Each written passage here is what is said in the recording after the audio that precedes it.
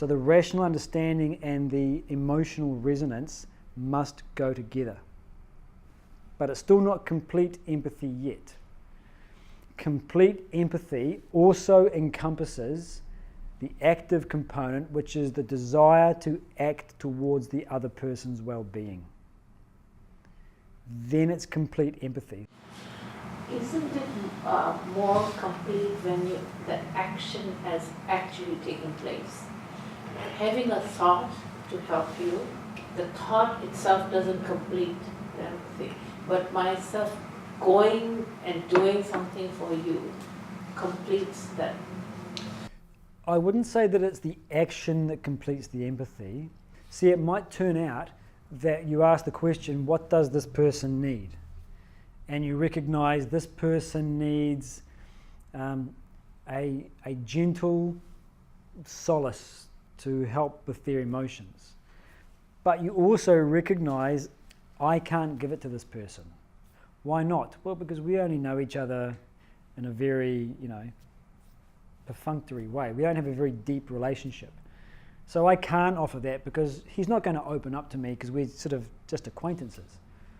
So I have the intent to serve his well-being where I can, but because I don't have the capacity to do it, that doesn't mean my empathy is any less. But isn't it less because you are not ready to give up your, say, I don't know you that well, but aren't you supposed to give that up and still go and help you? We're not talking about whether or not you give anything up. I'll give you a better example. Let's say that there is a parent-child relationship and the child is kind of feeling grumpy and upset about something. And the mother looks at him and knows exactly what he needs. But she also knows, typical teenager-parent relationship, we've got kind of a strained relationship, He can't hear it from me. But there's a bit of distance between him and Uncle Jim. I'll ask Uncle Jim to come and speak to him. And then Jim comes in and speaks to him and he feels better. But he just happens to know that, look, when it comes to my relationship with my child, because of the strain that's there, I can't get through to him. So complete empathy is not dictated by your ability to execute your intention. Empathy is dictated by the intention per se. I may have the intention to carry your luggage up the stairs to help you, but what if I've got 2 broken arms? Does that mean that my empathy is less because I can't carry it up? I want to help you carry your luggage up because I see you're struggling with it, but it's impossible for me to do so. You wouldn't look at that person and say, oh, his empathy is less because he's got broken arms. Doesn't make any sense.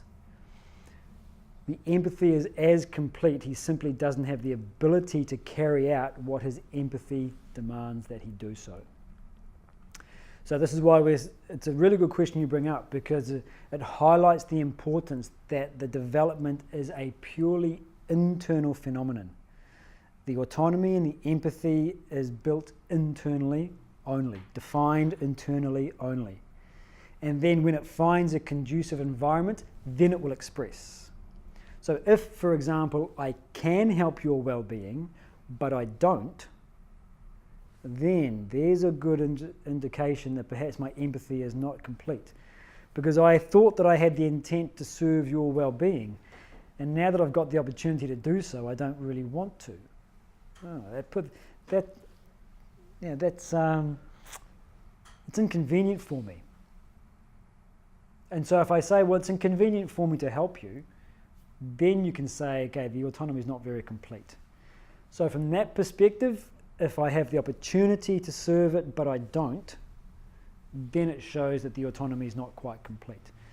But the inability to serve, or the fact that I haven't yet performed the action of it, doesn't diminish the quality of empathy in any way.